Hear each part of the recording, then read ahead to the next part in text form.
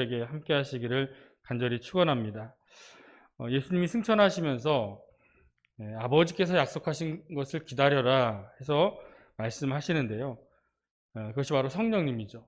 그래서 오직 성령이 너희에게 임하시면 너희가 권능을 받고 예루살렘과 온 유대와 사마리아와 땅끝까지 이르러 내 증인이 되리라 말씀하시고 승천하시게 됩니다. 이후 예루살렘에 모인 약속하신 것을 기다리는 이 120명 성도들이 일제히 성령을 받게 됩니다.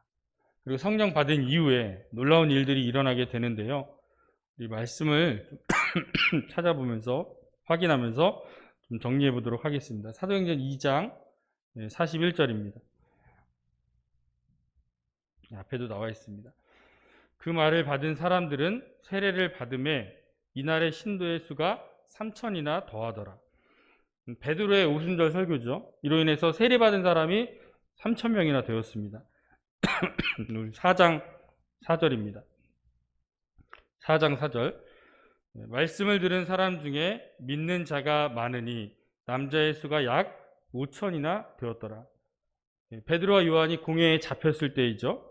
이들이 말씀을 전했는데 남자만 5,000명이나 되는 많은 사람들이 예수를 믿게 됩니다. 5장 14절입니다. 5장 14절. 믿고 주께로 나아오는 자가 더 많으니 남녀의 큰 무리더라. 사도들이 표적을 일으키게 됩니다. 그래서 남녀의 큰 무리가 예수께 나옵니다. 6장 7절입니다. 하나님의 말씀이 점점 왕성하여 예루살렘에 있는 제자의 수가 심히 많아지고 허다한 제사장의 무리도 이 도에 복종하니라.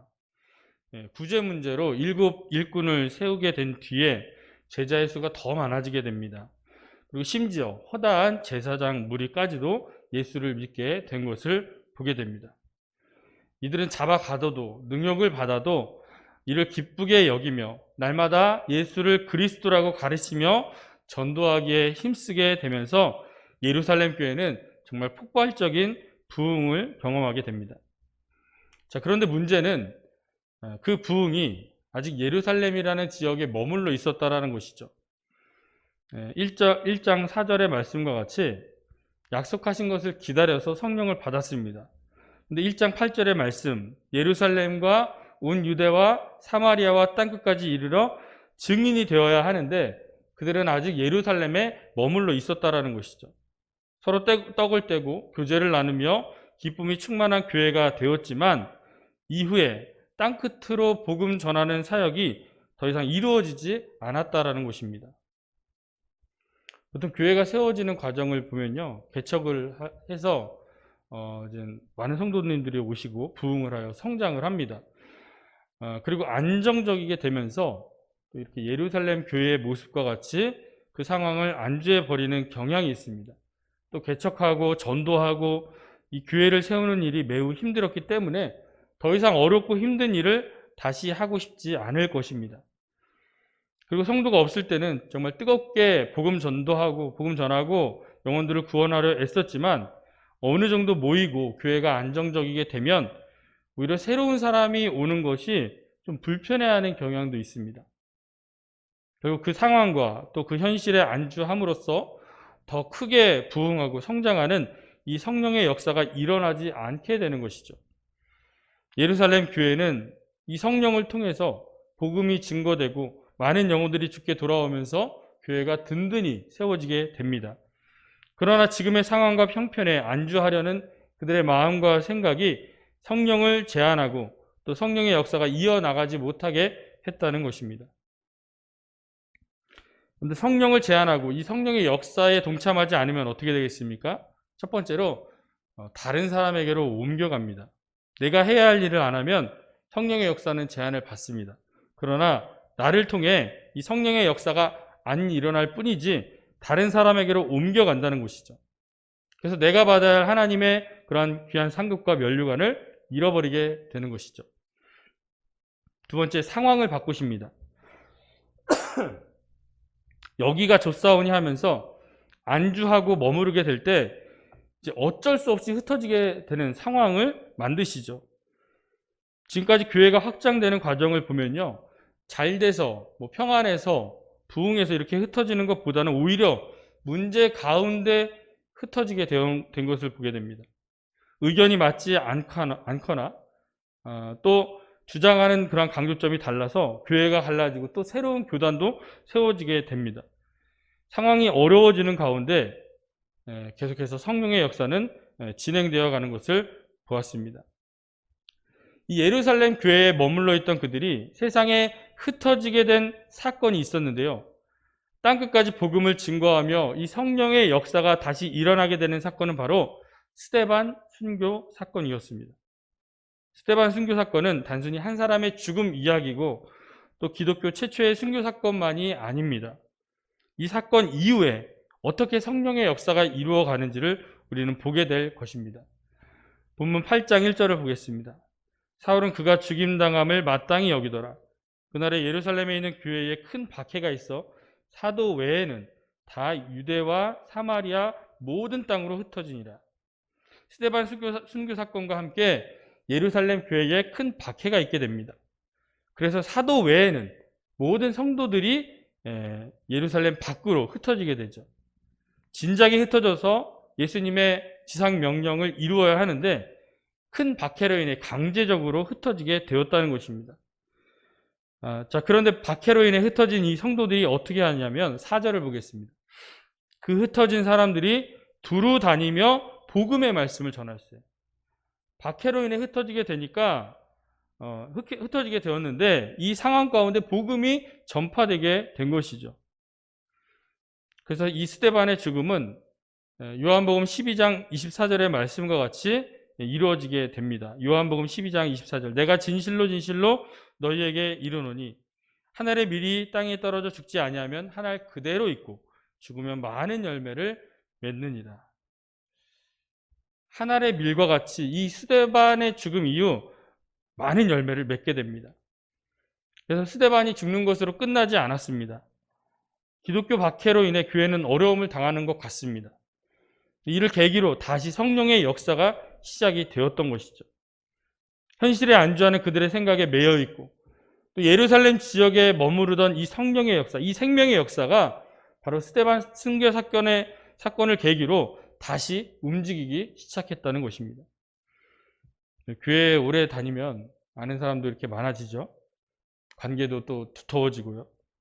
문제는 우리들끼리는 참 가까운데 물론 그 안에서도 싸우기도 하더라고요. 그런데 새로운 사람이 우리 가운데 들어오는 것에 대해서 좀 좋지 않게 생각해요. 불편해합니다. 또 교회에 모여서 기도하고 찬양하고 예배하는 것 좋습니다. 모이는 것에는 익숙해서 세상에 또 흩어져서 세상을 향해 나아가는 것은 하지 않는 것을 보게 됩니다. 그래서 교회를 다녀도 이 교회가 세워지는 것이 어렵고 또 교회를 개척하는 것이 너무나 어렵기 때문에 안정적인 교회, 또 성도가 많은 대형 교회를 다니려고 합니다. 이 현실에 안주하는 이런 새로운 일에 대한 부담스러워하는 이런 우리들의 모습, 이것이 불과 같이 또 바람과 같이 움직이시는 성령님을 제한하지 않은지 한번 생각해 보시기를 바랍니다. 스데반 순교 사건과 큰 박해로 예루살렘 교회의 성도들은 흩어지게 된 것처럼 하나님은 우리를 흩으시게 될 것입니다. 그러나 거기서 끝이 아니라 다시 성령의 역사를 일으키게 하실 줄 믿습니다. 지금 코로나 시대에 많은 것을 잃은 것 같습니다. 교회는 더 이상 부흥하지 않고요. 오히려 성도들이 떠나고 있는 상황입니다. 그러나 스데반 순교 사건 이후 이 흩어지는 그리스도인들을 통해서 온 세상에 복음이 전파되어진 것처럼 우리를 가정으로 흩으시고 또 직장으로 흩으시고 세상으로 흩으시는 가운데 다시 영혼을 구원하는 생명의 역사, 이 성령의 역사가 이루어지기를 간절히 소망합니다. 교회의 위기가 기회가 되고 멈추었던 성령의 역사가 다시 시작되어지기를 간절히 소망합니다. 스데반 순교 사건을 시작으로 큰 박해를 받게 되는데요. 이 박해로 인해서 사도 외에는 다 유대와 사마리아 모든 땅으로 흩어지게 됩니다. 이후 어떻게 진행되는지 세 가지 사건 또는 네 가지 사건으로 살펴보면서 은혜를 나누고자 합니다. 이 세 가지 사건은 1번, 2번, 3번 차례대로 일어난 것이 아니라 동시에 세 곳으로 3파로 확 퍼지게 되었습니다. 자, 우리가 좀 주목을 쥐고 한번 따라해 보겠습니다. 스데반 순교 사건 이후. 자, 스데반 순교 사건 이후 하면서, 자, 여기 꽝 쳐주세요. 자, 스데반 순교 사건 이후. 자, 스데반 순교 사건 이후. 그 다음에 동시에 세파로 화. 자, 동시에 세파로 화. 3 이렇게 해보셔요. 자, 이렇게. 자, 스데반 순교 사건 이후 동시에 세파로 화. 자, 3번 아닙니다. 성경에서 아닙니다. 예, 세파로 나뉘게 됩니다. 자, PPT 화면을 보면 이렇게 쭉 뻗어가게 되는데요. 자, 세 가지입니다. 1번, 사마리아 교회가 생기게 되고요. 2번, 사울의 회심과 다메섹 전도가 일어나게 됩니다. 그리고 3번, 수리아 안디옥 교회가 세워지게 되죠. 지도로 좀 살펴보겠습니다. 천천히 계속해서 넘겨주시기 바랍니다. 자, 1. 빌립이 사마리아에서 가사로 또 아소도를 거쳐 가이사랴를 전도하는 이야기입니다. 이외 2번 베드로 요한이 사마리아 교회 개척 소식을 듣고 방문을 하는데요. 계속 넘겨주세요. 예. 루따, 요빠, 가이사랴를 전도하는 이야기입니다. 자, 그리고 3번은 이 바울이 다메섹에서 회심을 하고 고향 다소와 또 수리아 안디옥을 전도하는 이야기입니다. 그리고 4번은 무명의 그리스도인들이 두로와 시돈 그리고 구브로 섬을 거쳐 안디옥으로 가서 개척하는 이야기이죠. 자, 이렇게 네 가지 사건이 이어지게 되는데요. 자, 1번과 2번은 같은 흐름에 있기 때문에 1파 하나의 사건으로 보고요. 2파 바울의 회심과 다메섹 전도, 그리고 3파 무명인들의 전도, 이 세 가지 사건을 우리가 볼 수 있어야 됩니다. 이것이 차례대로가 아니라 스데반 순교 사건 이후로 동시에 확 세 가지 사건으로 이어지게 됐다는 것을, 이 입체적인 상황을 보셨으면 좋겠습니다. 자, 1파 먼저 보겠습니다. 자, 1번 사마리아 교회 생김. 사도행전 8장 5절에서 40절, 9장 32절에서 11장 18절의 내용입니다. 이게 좀 분리가 되었기 때문에 우리가 같이 연결해서 살펴보도록 하겠습니다. 빌립의 사마리아 교회 개척, 이 라인입니다.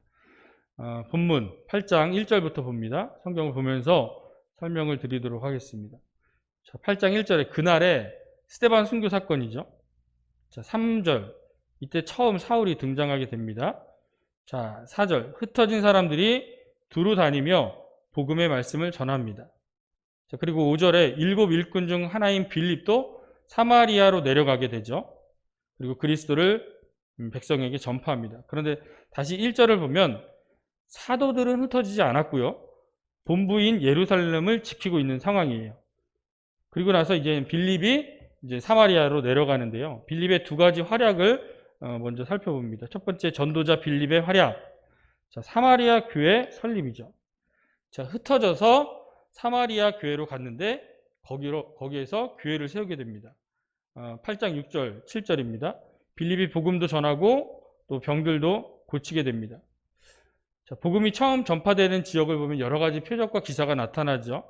귀신도 떠나가고 병도 고치고 죽은 자도 살아나는 역사가 나타납니다. 예수님의 사역도 그러했고 바울도 그러했고 제자들도 그러했고 7 일꾼들도 그러했습니다. 8절, 그 성에 큰 기쁨이 있게 됩니다.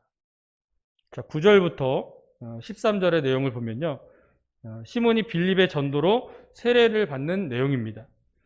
자, 그래서 시몬이라는 사람은 마술을 싸죠. 사마리아 백성들을 놀라게 하는 자였습니다. 오랫동안 백성들이 따르는 그런 사람이었는데 12절에 빌립이 나타나서 이 하나님 나라와 예수 그리스도의 복음을 전하는데 남녀가 다 세례를 받게 됩니다. 그래서 13절, 이때 마술사 시몬도 믿고 또 세례를 받은 후에 빌립을 따라다니는 내용입니다. 자, 그리고 나서 두 번째 이야기가 이어지는데요. 14절에 예루살렘 교회에 있는 사도들이 사마리아를 방문합니다. 자, 예루살렘 교회가 모교회고요. 사마리아 교회가 지교회 그런 셈입니다. 그래서 지교회가 세워지면, 개척교회가 세워지면 어떻게 합니까? 모교회인 이 예루살렘 교회가 방문을 합니다. 사도들이 와서 이 지교회들이, 개척교회들이 복음이 잘 전해졌는지를 확인하기 위해 파송하는 것이죠. 자, 앞으로 교회가 세워지게 되면 모교회, 예루살렘 교회에서 방문한다. 이런 것을 염두해 주시면 좋을 것 같습니다. 자, 빌립의 두 번째 활약인데요. 활약이 에디오피아 고관 내시에게 세례를 베푸는 내용입니다. 자, 이렇게 빌립이 사마리아에서 교회를 세우면서 맹활약을 하고 있는데 갑자기 8장 26절입니다. 주의 사자가 예루살렘에서 가사로 내려가는 길까지 가라고 얘기해요. 근데 그 길이 광야입니다. 이해할 수 없는 상황이지만 가서 보니까 27절 누구를 만납니까? 에디오피아 여왕 간다게의 모든 국고를 맡은 그런 내시. 그래서 이 내시가 예배하러 예루살렘에 왔다가 돌아가는 중이었어요. 28절. 이때 수레에서 어려운 이사야 성경을 읽고 있는 상황입니다. 29절. 성령이 빌립에게 수레로 가까이 나아가게 하십니다. 30절. 보니까 이 선지자 이사야의 글을 읽고 있습니다. 빌립이 묻죠. 읽는 것을 깨닫느냐? 31절. 지도해주는 사람이 없으니 어찌 깨달을 수 있느냐 해서 빌립을 수레로 올려서 같이 읽습니다. 32절 이하. 이때 이사야 53장 본문 말씀으로 해서 이 에디오피아 국왕의 내시에게 예수 그리스도를 전하게 됩니다. 그리고 36절 복음을 전한 후에 또 바로 세례를 주죠.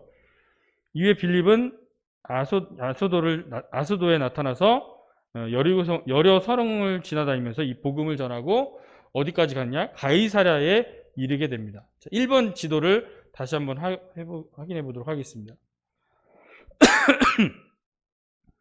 그래서 빌립이 사마리아에서 복음 전하다가 가사 또 아소도 가이사랴까지 넘어가는 다음 이렇게 넘겨주시면은 그렇게 진행이 됩니다. 좀 작아서 잘 안 보이죠?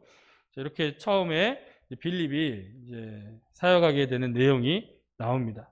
자, 그리고 두 번째 2번 베드로의 순회 전도 활약입니다. 이 사건은 굉장히 중요해요. 이방인 선교의 분기점이라고 할 수 있는 이 고넬료 사건이 여기에 등장합니다. 이 베드로의 사건은 이 빌립의 이 사마리아 교회 설립에서 이어지는 그런 내용이기 때문에 같이 붙여서 보시면 됩니다. 8장 14절입니다. 8장 14절부터 25절까지 내용인데요. 예루살렘에 있는 사도들이 사마리아도 하나님의 말씀을 받았다 함을 듣고 베드로와 요한을 보내매. 예루살렘 교회가 사마리아 교회가 세워진 것을 듣고 파송한 거죠. 베드로와 요한을.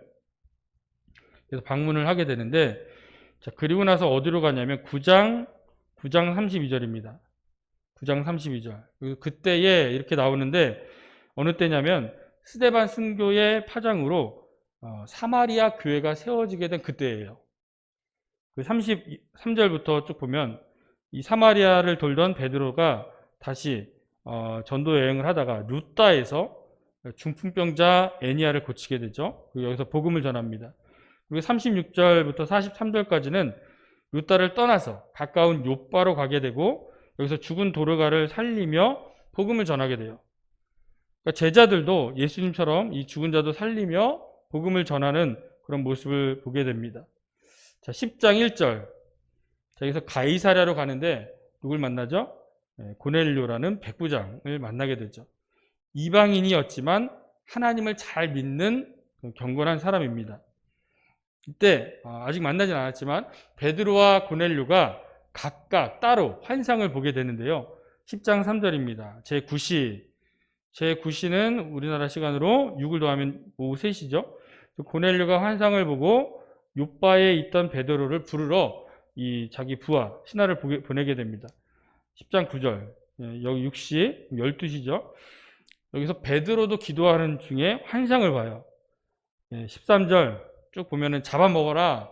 그래서 한 그릇에 각종 네 발 가진 짐승과 기는 것과 공중에 나는 것들이 내려오는데 베드로야 잡아먹어라 이렇게 하는데 베드로는 주여 그럴 수 없나이다. 이 부정하고 속되고 깨끗하지 않은 것을 내가 결코 먹지 않겠습니다. 이렇게 나오죠. 이러길 3번 있는데 베드로가 이 환상을 보면서 의아해하고 있을 그때에 마침 고넬료가 보낸 사람이 시몬의 집을 방문하게 된 것이죠. 타이밍이 아주 기가 막힙니다. 하나님의 계획과 섭리하심이었습니다. 여차해서 45절에 이방인에게도 성령 부어주심을 놀랍게 여기죠. 그리고 그에게 세례를 베풉니다. 이 고넬료 사건은 이 고넬료가 성령 충만을 받음으로써 이방인에게도 성령 받은 것이, 성령이 임하는 것이 증명되는 공적인 사건이 됩니다.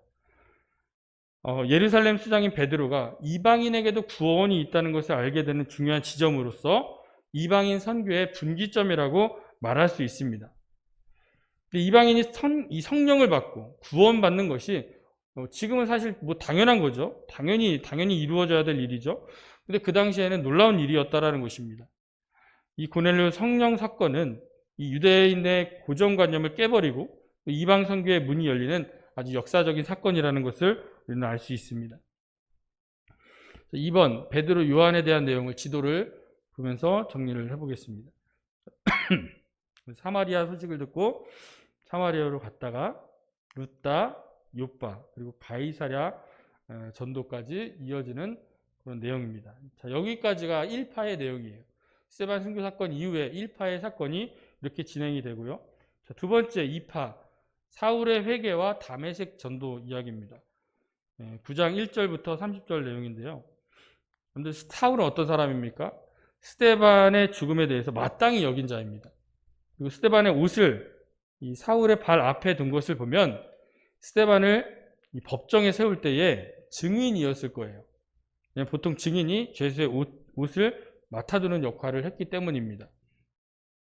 그래서 사울은 이 스데반 때와 같이 예수 믿는 사람을 잡아다가 가두는 사람이었고 다메섹에 가는 그 길 역시도 그 일을 하기 위해서 가는 상황인데 누굴 만나죠? 부활하신 예수님을 만나게 됩니다.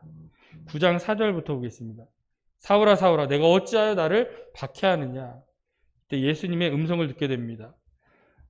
기독교인을 박해하는 것이 나를 박해하는 것이다 이렇게 말씀하시죠. 자, 5절 주여 누구십니까? 나는 내가 박해하는 예수라. 이렇게 주님의 음성을 들은 사울은 3일 동안 보지도 먹지도 마시지도 못하는 상황이 되어버립니다. 이때 주님을 만나게 되는 것이죠.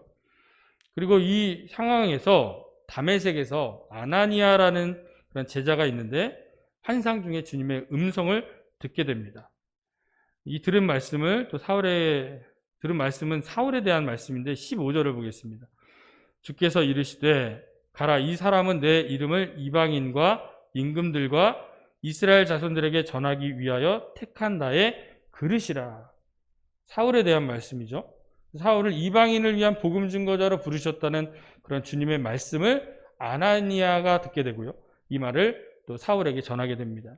그리고 그 즉시 사울의 눈에서 비늘 같은 것이 벗어지게 되면서 다시 보게 되죠. 그리고 세례를 받게 됩니다. 그리고 사울은 다메섹에서 제자들과 며칠 있다가 20절 즉시로 각 회당에서 예수가 하나님의 아들이심을 전파하게 되죠. 참 변화가 이렇게 확 되죠. 이로 인해서 사울은 유대인들에게 어떻게 해요?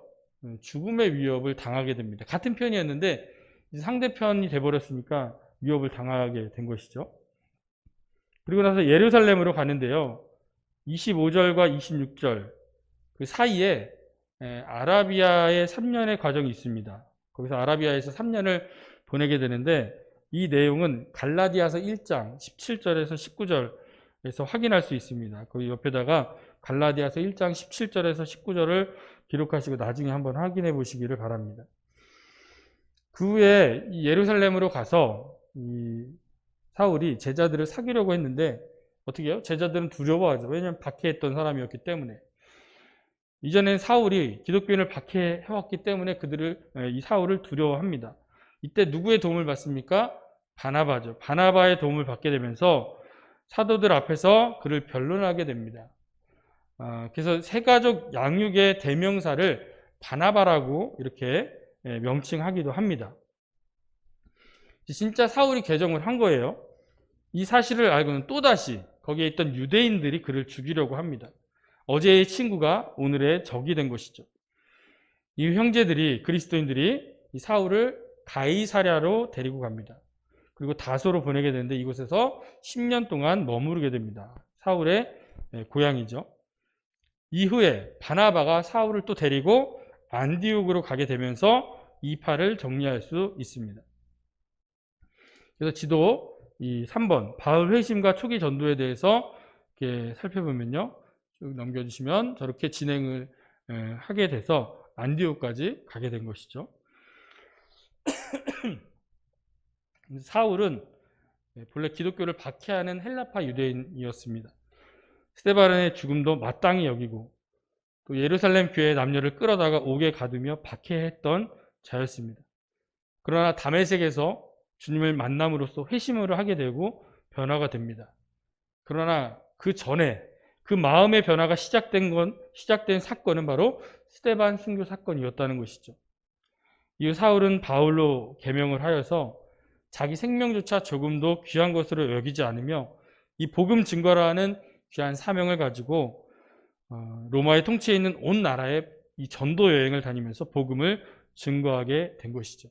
뿐만 아니라 세워진 교회와 성도들을 위해서 편지한 그것이 성경이 되어 지금도 성경을 통해 계속해서 주의 사역이 이루어지게 되는 것을 보게 됩니다.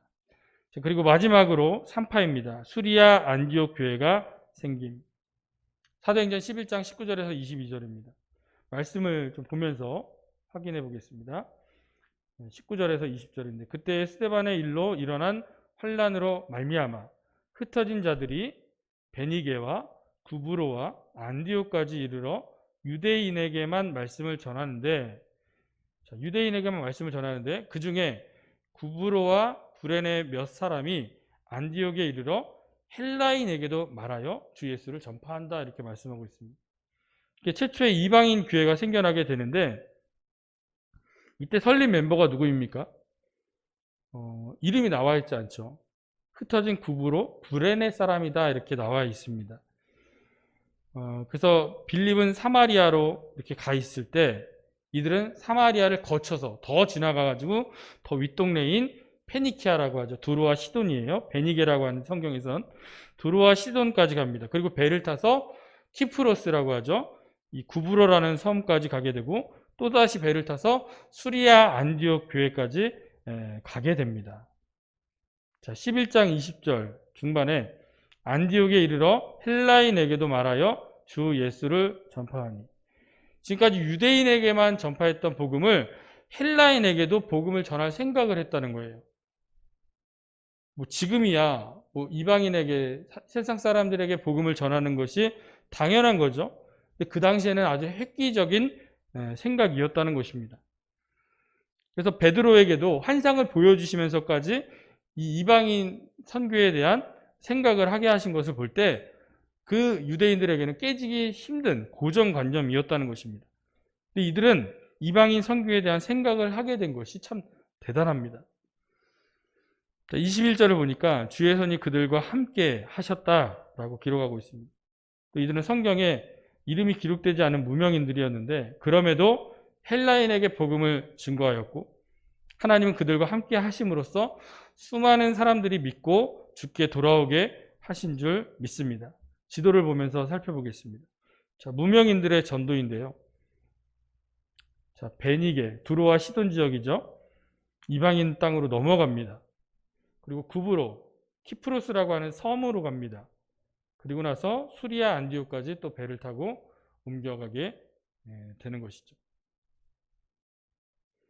자, 이렇게 또 사마리아 교회 외에 이방인 교회, 최초의 이방인 교회 수리아 안디옥 교회가 세워지게 됩니다. 자, 교회가 개척되면 어디서 뜹니까? 예루살렘 교회, 모교회에서 방문하게 되죠. 그래서 수리아 안디옥 교회도 방문을 하게 되는데 자, 22절 보겠습니다. 예루살렘 교회가 이 사람들의 소문을 듣고 바나바를 안디옥까지 보내니 바나바를 이때는 보내요. 자, 23절 그가 이르러 하나님의 은혜를 보고 기뻐하여 모든 사람에게 굳건한 믿음으로 주와 함께 머물러 있으라 권하니. 가보니까 하나님의 은혜가 충만해요. 너무나 기뻐하며 또 믿음을 굳게 하라 이렇게 권면을 하는 장면입니다. 25절 바나바가 사울을 찾으러 다소에 가서 바나바가 다소에 있는 사울을 안디옥으로 데리고 옵니다. 26절입니다. 만남에 안디옥에 데리고 와서 둘이 교회에 1년간 모여 있어 큰 무리를 가르쳤고 제자들이 안디옥에서 비로소 그리스도인이라 일컬음을 받게 되었더라.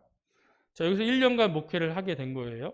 그래서 안디옥에서 처음으로 그리스도인이라는 명칭을 얻게 됩니다. 자, 1파, 2파, 3파 이 결론 부분을 좀 볼 텐데 9장 31절입니다. 9장 31절. 이 사건, 모든 사건들의 결론 부분인데요. 우리 함께 읽습니다. 시작. 그리하여 온 유대와 갈릴리와 사마리아 교회가 평안하여 든든히 서가고 주를 경외함과 성령의 위로로 진행하여 수가 더 많아지니라. 아멘. 이렇게 온 유대와 갈릴리와 사마리아 교회가 든든히 세워져 가는 것을 보게 됩니다. 네, 말씀을 정리하겠습니다. 스데반 순교 사건 이후에 예루살렘 교회에 큰 박해가 있게 됩니다. 그래서 사도 외에는 모든 그리스도인들이 예루살렘을 떠나서 유대와 사마리아 모든 땅으로 흩어지게 됩니다. 8장 1절. 사울은 그가 죽임당함을 마땅히 여기더라. 그날에 예루살렘에 있는 교회에 큰 박해가 있어 사도 외에는 다 유대와 사마리아와 모든 땅으로 흩어지니라. 예수님이 승천하시면서 하신 말씀, 사도행전 1장 8절. 오직 성령이 너희에게 임하시면 너희가 권능을 받고 예루살렘과 온 유대와 사마리아와 땅끝까지 이르러 내 증인이 되리라 하시니라. 이 예수님의 말씀이 결국 실현되었다라는 것입니다. 이 놀라운 성령의 역사가 발단이 된 사건이 뭡니까? 바로 스데반 순교 사건입니다. 요한복음 12장 24절. 내가 진실로 진실로 너희에게 이르노니 한 알의 밀이 땅에 떨어져 죽지 아니하면 한 알 그대로 있고 죽으면 많은 열매를 맺느니라. 한 알의 밀이 죽을 때에 많은 열매를 맺는 줄 믿습니다. 다른 방법이 없는 거예요. 뭐 내가 어떤 능력을 갖고 뭘 하는 것이 아니라 내가 죽는 것이 많은 열매를 맺는 방법인 줄 믿습니다. 그런데 그 열매 안에 뭐가 있습니까? 또 씨가 있어요. 또 다른 씨가 담겨져 있습니다. 그리고 그 씨 역시 땅에 떨어져 죽을 때 또 많은 열매를 맺게 될 것입니다. 예수님의 십자가 사건, 온 인류를 구원하셨습니다. 그리고 열매가 되었던 많은 초대 그리스도인들, 예루살렘에 모여있던 이 그리스도인 중에 스데반이라는 사람이 있었습니다. 근데 그 스데반 한 사람이 또다시 또 다른 씨앗이 되어서 죽음으로써 이로 인해 3파로 나뉘면서 큰 파장을 일으키며 정말 온 세상에 복음이 전파되어가는 그런 많은 열매를 맺는 역사를 보게 됩니다. 지금도 계속해서 성령의 역사가 이루어져야 할 때인 줄 믿습니다. 언제 성령의 역사가 이루어집니까? 누군가가 땅에 떨어져 죽음으로써 이 복음의 열매가 된 우리가 다시 또 하나의 순교의 씨앗이 될 때에 우리가 땅에 떨어져 죽는 우리를 통해 수많은 열매를 맺게 하실 줄 믿습니다. 져야 이기고 또 죽어야 사는 그런 성령의 역사가 우리를 통해서 이루어지게 될 줄 믿습니다. 그래서 한 알의 밀이 땅에 떨어져 죽어서 그래서 많은 열매를 맺는다는 이 말씀을 붙들고 우리가 순교의 삶을 살아가셔서 많은 영혼들을 구원하고 성령의 역사를 계속해서 일으키는 저와 여러분 되시기를 간절히 축원합니다. 기도하겠습니다.